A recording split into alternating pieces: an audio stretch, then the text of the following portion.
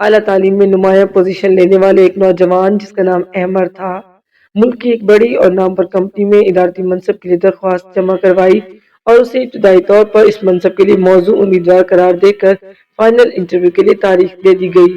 Interview والے دن company کے سربراہ نے نوجوان کی پروفائل کو غور سے دیکھا اور پڑھا۔ نوجوان اپنی ابتدائی تعلیم سے لے کر آخری مرحلے تک نہ صرف کامیاب ہوتا بلکہ اپنی تعلیمی اداروں میں ہمیشہ نمایاں پوزیشن حاصل کرتا رہا اور یہ معیار آخر تک برقرار رہا۔ مینیجر نے نوجوان سے پوچھا، اچھا یہ بتاؤ کہ تعلیم کے معاملے میں تمہیں کبھی کسی مشکل یا ناکامی کا سامنا کرنا پڑا؟ تو نوجوان نے بتایا کہ تعلیمی میدان میں مجھے کبھی ناکامی کا سامنا نہیں کرنا پڑا۔ مینیجر نے کہا، یقیناً یہ تمہارے والد ہی ہوں گے جس نے تمہارے مہنگی تعلیم کے اخراجات برداشت کیے ہوں گے۔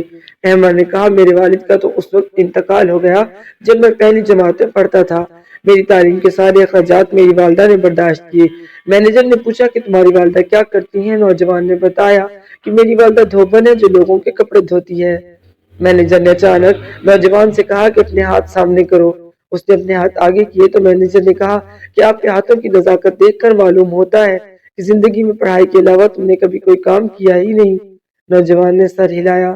مینیجر نے کہا، اچھا احمد یہ بتاؤ کہ کبھی تم نے کپڑے دھونے میں اپنی ماں کا ہاتھ بٹایا؟ احمد نے کہا، نہیں ایسا تو کبھی نہیں ہوا۔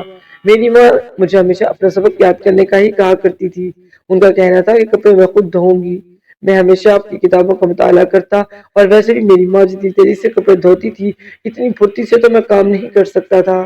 مینیجر نے کہا کہ میں تمہارے تعلیمی ریکارڈ سے بہت متاثر ہوا ہوں، مگر جاب پر رکھنے کی ایک شرط ہے۔ تم ایک دن کے لیے اپنی ماں کی جگہ خود دھوبی گھاٹ جاؤ گے اور سارے کپڑے اپنے ہاتھوں سے دھو گے۔ اس کے بعد فیصلہ کیا جائے گا کہ تجھے جاب پر رکھا جائے یا نہیں۔ نوجوان کو یہ شرط بہت عجیب لگی مگر کام ملنے کے اطمینان اور خوشی نے اسے جلد سے جلد گھر جانے پر مجبور کیا۔ گھر جا کر اس نے ماں کو سارا واقعہ بیان کیا اور جلدی سے ماں کے ہاتھ دھونے لگا اور کہا کہ آج میں آپ کی جگہ خود دھوبی گھاٹ جاؤں گا اور سارے کپڑے دھوؤں گا۔ آخر نوکری کا ملنا اس شرط سے جڑا ہوا تھا۔ نوجوان کی ماں نے خوشی تو محسوس ضرور کی، اسے یہ شرط بڑی عجیب بھی لگ رہی تھی۔ دماغ میں طرح طرح کے وسوسے اور خیالات آ رہے تھے کہ آخر نوکری حاصل کرنے کی یہ کون سی شرط ہے؟ ایسی شرط رکھنے پر کمپنی والوں کو کیا درکار ہے؟ اس سے پہلے تو ایسا کبھی نہیں سنا تھا۔ وہ محنت جو اس نے اپنے بیٹے کے روشن مستقبل کے لیے کی تھی، ہاتھ کھردرے تو تھے ہی، ساتھ ساتھ بہت سی گانٹیں بھی تھیں۔ آج نوجوان کو پہلی بار محسوس ہو رہا تھا کہ یہ کھردرا پن اگر اس کی تعلیم کی قیمت چکاتے چکاتے ہوا ہے تو یہ گانٹیں ان کی ڈگریوں کی قیمت کے طور پر پڑی تھیں۔ نوجوان ہاتھ دھونے سے فراغت پا کر خاموشی سے اٹھا اور میلے کپڑوں کی گٹھڑی اٹھا کر دھوبی گھاٹ روانہ ہوا۔ کپڑوں کی گٹھڑی کھولی اور ایک میلی سی قمیض کی جیب بہت بھاری محسوس ہوئی۔ ایسا لگ رہا تھا کہ جیب میں کچھ رہ گیا ہے۔ جب نوجوان نے جیب کھولی تو حیران رہ گیا کیونکہ اس میں 5-5 ہزار کے کافی نوٹ تھے۔ یہ لاکھوں روپے تھے جو اس کی قسمت بدل سکتے تھے۔ اس نے پیسے نکال کر اپنی جیب میں ڈالے اور کپڑے دھونا شروع کر دیے۔ سارا دن کپڑے دھو دھو کر وہ ہلکان ہو چکا تھا۔ شام کو گھر واپس آیا تو اس بات کی نشاندہی کی کہ یہ قمیض کس کی ہے۔ اس نے ماں سے پوچھا۔ ماں نے اسے بتایا کہ یہ فلاں تاجر کے کپڑے ہیں۔ وہ پیسے اس نے ماں کے حوالے کیے تاکہ وہ ان کو واپس کر دے۔ آج کے دن تھوڑے سے کپڑے دھونے کی وجہ سے اس کا جسم شل ہو چکا تھا۔ سارا دن زبان پر کوئی شکوہ لائے بغیر کپڑے دھونے والی ماں سے باتیں کرنا اسے اچھا محسوس ہو رہا تھا۔ دل تھا کہ کسی بھی طرح باتوں سے بھر نہیں رہا تھا۔ دوسرے دن وہ دوبارہ اسی کمپنی کے دفتر گیا۔ نوجوان کے چہرے پر فکر نمایاں تھی اور آنکھوں میں تیرتی ہوئی نمی کسی ندامت افسردگی کی کہانی بیان کر رہی تھی۔ مینیجر نے اس سے پوچھا کہ کل جا کر تم نے کیا کیا؟ اپنے ساتھ ہونے والے واقعات ہمارے ساتھ شیئر کرو۔ نوجوان نے مختصراً بتایا کہ کل جا کر میں نے اپنی ماں کے ہاتھ دھوئے، پھر وہ کپڑے اٹھائے اور دھوبی گھاٹ روانہ ہوا۔ حتیٰ کہ کپڑوں سے ملنے والے پیسوں کا بھی اس نے ذکر کر ڈالا۔ مینیجر نے کہا کہ یہ ساری ہماری طرف سے تمہاری ایمانداری کا ٹیسٹ تھا کہ اتنے سارے پیسے دیکھ کر تمہارا ایمان ڈگمگا تو نہیں جاتا۔ یہ ہم نے چیک کرنا تھا۔ اس بات کی خوشی ہوئی کہ تم اس امتحان میں کامیاب ہوئے۔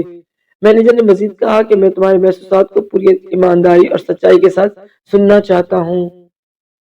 احمد نے کہا کہ کل مجھے قربانی کے اصل معنی معلوم ہوئے۔ اگر میری والدہ کی قربانیاں نہ ہوتی تو میں آج اس تعلیمی مقام پر ہرگز فائز نہ ہوتا۔ دوسرا، میں نے وہی کام کر کے اپنے اندر اس سخت اور کٹھن محنت کا احساس پیدا کیا جو میری ماں میرے لیے کرتی تھی۔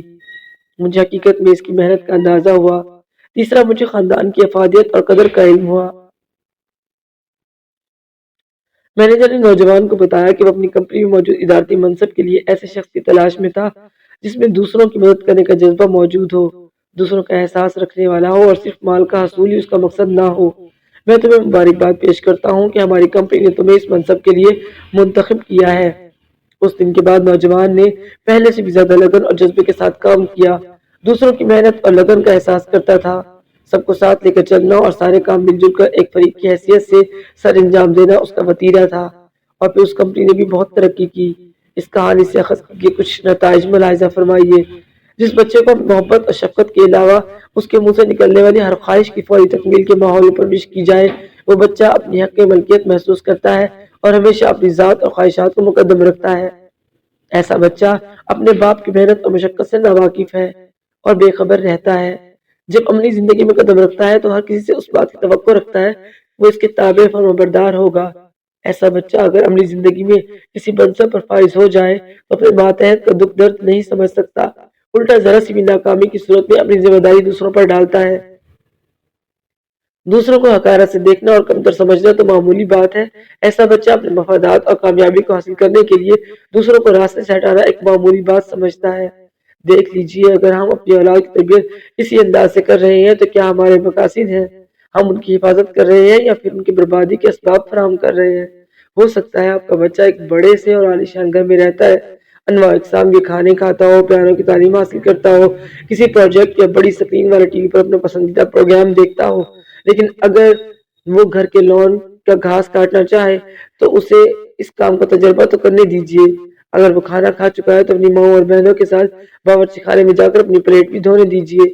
इसका हरगिज ये मतलब नहीं होगा कि आपके पास घर नहीं या खादमा रखने की हैसियत नहीं, बल्कि उसका मतलब है कि आप अपने बच्चे से सही असूलों के मुताबिक मोहब्बत करते हैं, क्योंकि आप चाहते हैं कि आपके बच्चे के अंदर इस बात का एहसास और शऊर पैदा हो कि उसके बाप ने उसके लिए जो दौलत छोड़ी है वो आसानी से नहीं कमाई गई। इसको हासिल करने के लिए उसके बाप ने सख्त मेहनत की थी।